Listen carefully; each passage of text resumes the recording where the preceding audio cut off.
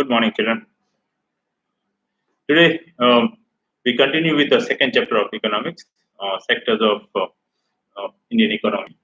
Last, in my previous class, we discussed where are most of the people employed, where we drawn the diagrams and discuss that primary sector yet continues to employ a large number of people, right? Even in the 70s, it used to employ 70% of the population, and now almost after 70 years of independence, also our primary sector yet employs 50% of our population.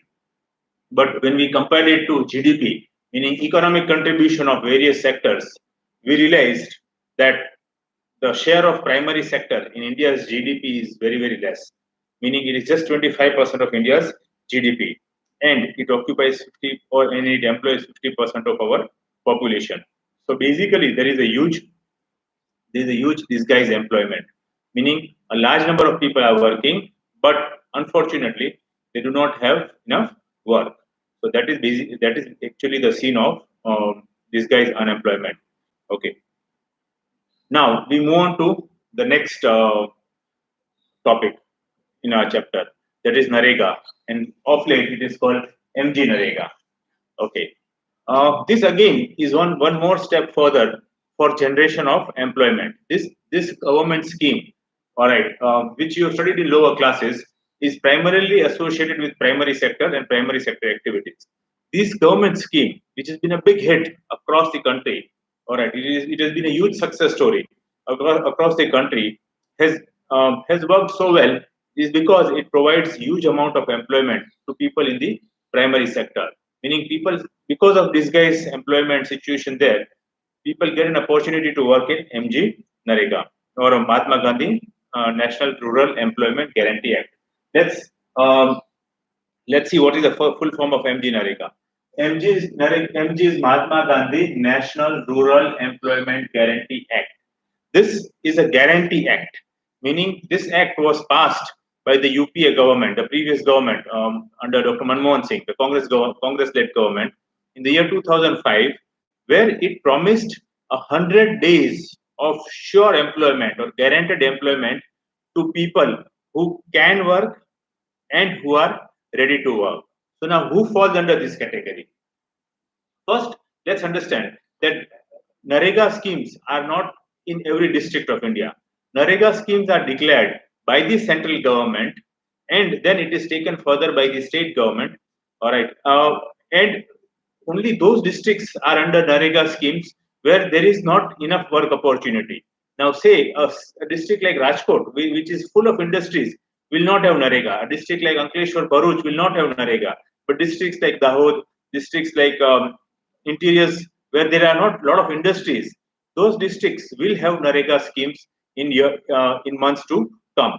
So these Narega schemes are implemented in those districts where the work opportunities are minimum, where there is very less work opportunity. So that is what is Mgnrega.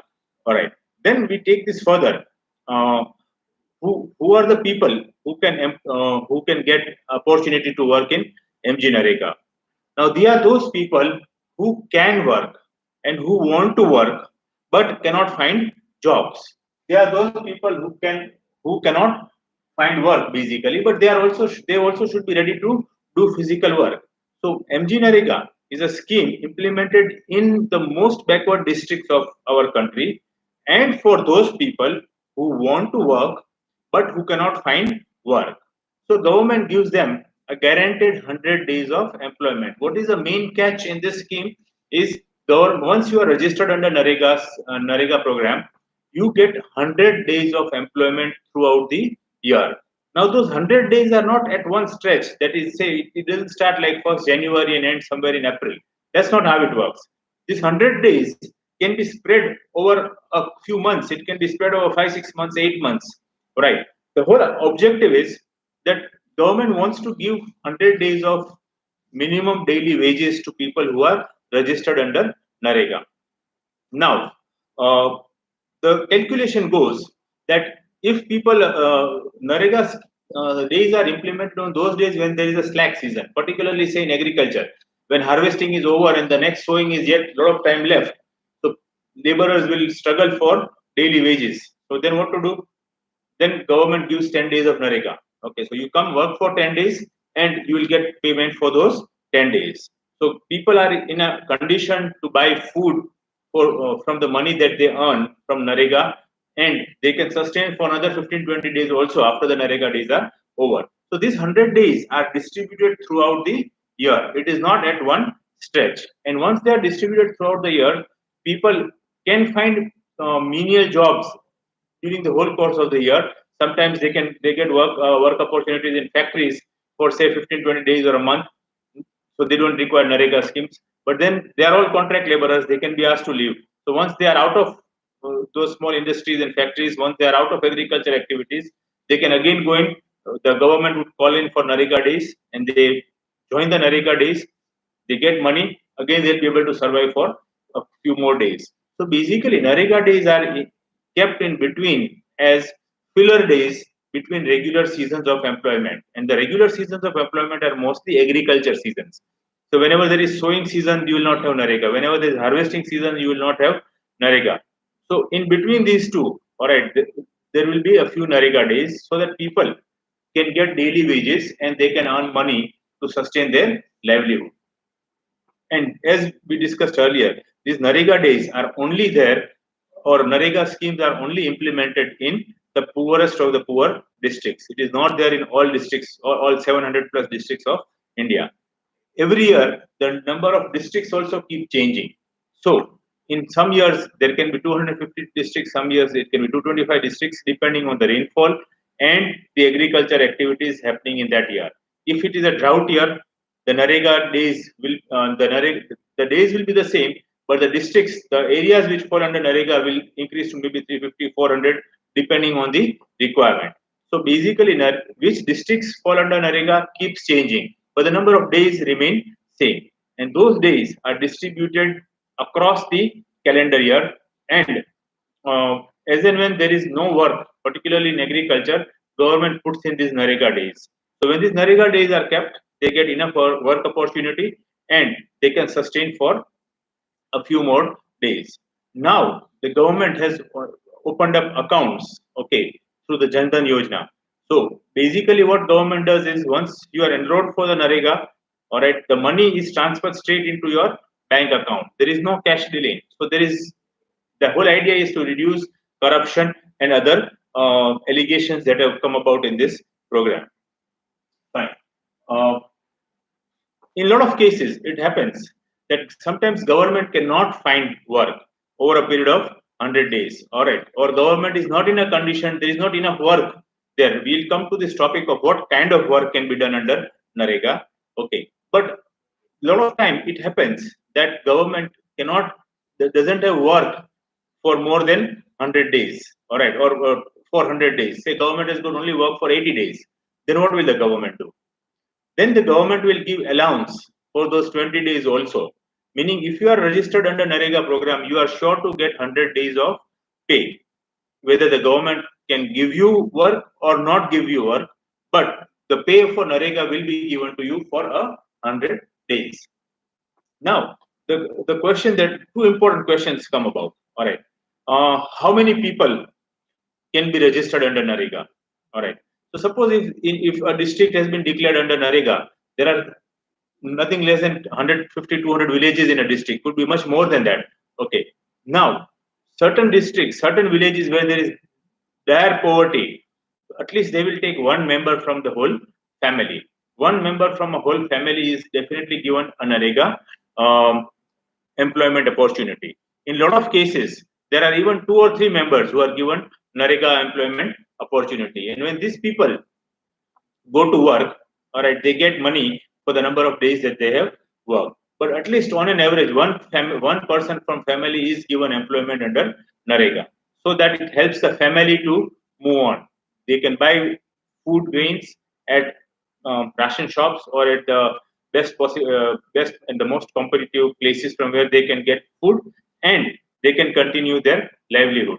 Basically, this is the lowest, the bottommost program run by the government, so that people don't die or people don't go into the situation of starvation, all right, or people do not sleep hungry at night. So government asks them to do some kind of work, and this work is what we are about to discuss. What kind of work will the government ask them to do?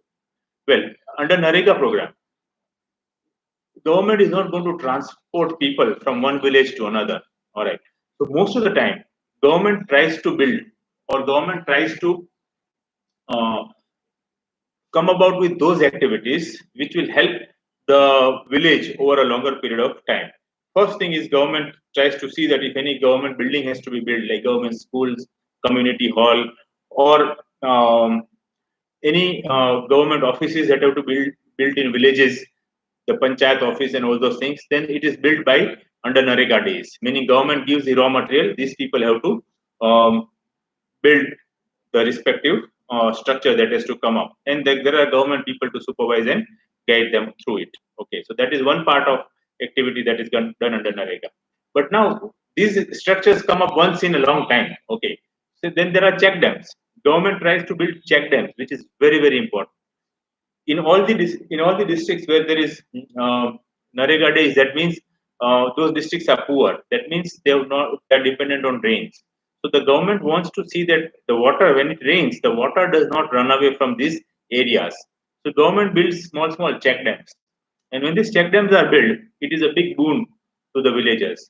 It allows water to remain and seep down, meaning the water will go under the earth crust and it will recharge the water tables. So that is one very important work which is normally done under Narega days. Then even that also has a limit. How many check dams can you build? Then the government goes in for another very important water conservation project. Is when you travel in countryside or village side, you will see that there are government builds those square pits. There are probably about 25 meters by 25 meters, or sometimes 10 meters by 10 meters, depending on the land available, and about 5-6 feet deep. All right, you will see those square pits dug outside a lot of villages and a lot of small on roadsides. Now, these are pits which are dug up by the people who work under Narega. And these pits are dug up so that, again, the whole purpose is the same, that when it rains, the water gets accumulated there, and it doesn't run away into the small rivulets and into big rivers and into the ocean and seas. The water has to remain there so that it percolates down into the earth surface, and the water tables get recharged. So this is the second kind of work, major second kind of work which is done under Narega days. That the government asks people to build pits in those areas, and those pits are built for basically the purpose of water harvesting. So that is another very important thing which is done by people under Narega days. Then, how does it work? I mean, how does once the district is declared under Narega, that means the power comes with the collector. Collector is the head of a district. Okay. Then he calls the Mamladars, who are the heads of various talukas, and sees that which talukas really have a short of work, because every district is given a certain amount of budget. So in a district, some areas may be extremely poor and some areas may have industries, so people can suffice with those industries. But then those areas which are very poor, those the mamladars or the tehsildars, what we used to call, all right, will declare those talukas where they will be declaring the Narega schemes, and then it goes to the next, the one step below. First is the district collector, then the mamlatdars, and then it goes to what there's a government employee who takes a government officer who takes care of a cluster of villages, maybe 4, 5, or 3, 4 villages. He's called Talati Mantri, Talati, Talati Mantri. He is one person who is connected with government officer, who is connected with the grassroots level of all villages. Meaning he goes from village to village. A talati normally knows every person in the village which he is allotted or appointed. And there are about 4 or 5, normally 4 or 5 villages under every talati. So this talatis report to the Mamladar. And certain the Mamladar says that okay, under our district, under our taluka, say there are 40 villages. So then this Talati mantris go to every village identify people from every family who will come and work under Mgnrega schemes. And under this Mgnrega schemes, all right, he is the one who is going to supervise the work which is being done under Mgnrega and mark whether the person is physically coming to do work or not. Once his attendance is given, he will be getting the pay for that day. So this is how a scheme of a central government is implemented at the lowest level. Sometimes the Talati Mantri really doesn't have any work that has to be done. Enough of pits have been dug up. There is no development work that has to be done in the villages. Then, in those cases, they just ask those people to come and sit at the Talati's office for half a day, and their attendance is taken and they are sent back. At least their attendance is taken, so they will be paid money for that particular day. So basically, Mgnrega scheme is a boon for the poorest of the poor people, meaning they are very ready to work, but because they don't have work, the government gives them an assurity of work. And it is calculated, it's a very well calculated project that if a person gets a salary for one day, all right, say about 170, 80 rupees, all right, he'll be able to buy enough food for another 4 to 5 days for the family. So if there are 10 Mgnrega days, he gets about 16, 1700 rupees, all right, or 2000 odd rupees. And with that, he can buy food for the remaining part of the whole month for the family. So the family does not starve. The family is not going to go short of food, which is the most basic as a requirement for people. And this scheme is only for those people who really do not have work opportunities.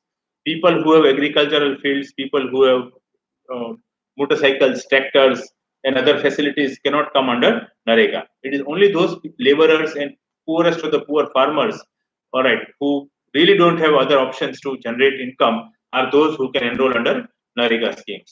So this is how Mgnrega has worked very successful and has done wonders for a large number of population. And it is even a very big successful scheme in today's time, almost after 17 years of implementation. It was implemented in 2005. So even after in 2020, after 15 years also, Mgnrega scheme is yet implemented and doing very well and generating a huge amount of revenue. So before we wind up for this topic, let us quickly go through the whole process of Mgnrega. Let's quickly revise it. Then I'll be taking my class day after tomorrow again. It will be on Thursday. Mgnrega stands Mgnrega stands for Mahatma Gandhi National Rural Employment Guarantee Act, and it was implemented in the year 2005. This act was passed by the Parliament in the year 2005. Okay. Then, who are the people who can work? People who are ready to work, but who cannot find work, can work under the scheme or under the program of Mgnrega. Second, what does it offer? It offers 100 days of work to people. 100 days of work to people who have registered under the Mgnrega program. Now, these 100 days, as I discussed with you, are not at a stretch. These 100 days are distributed over the whole year, all right, or over a large part of the year, and only those days are given where there is not enough work in the rural areas, where there are slack days in agriculture activities, so people can come and work under Mgnrega.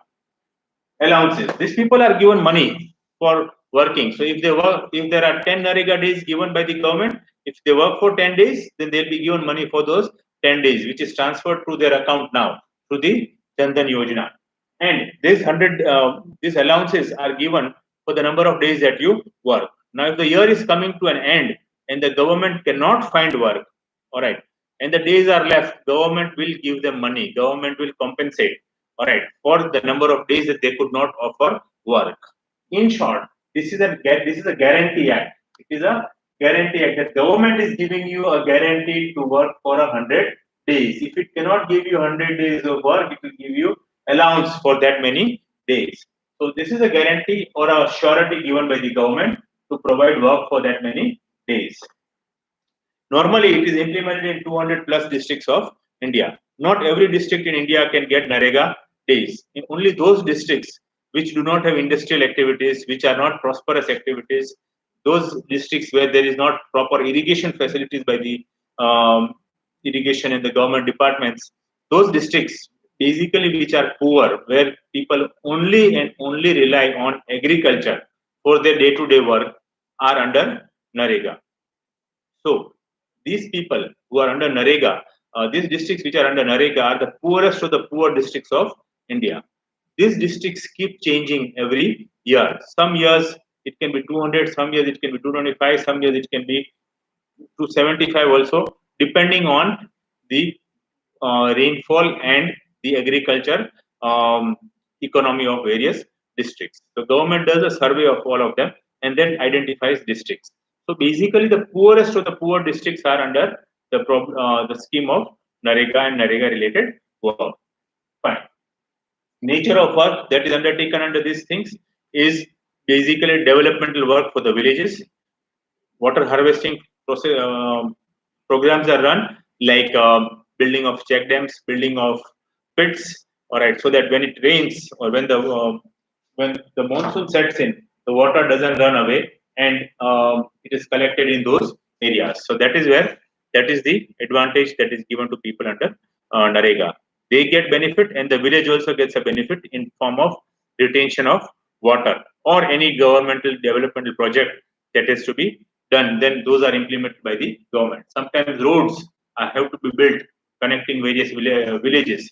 Then even those schemes are clubbed under Narega. So this is how government tries to generate employment for people in the poorest of the poor districts of India. Children, I have already given my notes on various WhatsApp groups. I expect you all to please copy down the first chapter notes. That is the first thing I'll be correcting as soon as we reopen. Within 2 days, you will have the notes of my second chapter also. I shall be putting up the notes of my second chapter. So please start copying the notes, because that is very, very important for your study process point of view. So I expect that once we reopen, at least the first two chapters notes have to be ready and written in your notebooks, which I'll be correcting immediately within the first week of our reopening. So please do that. Again, I shall come up and we shall be discussing the next topic on Thursday, when I again take my class at the same time. Thank you.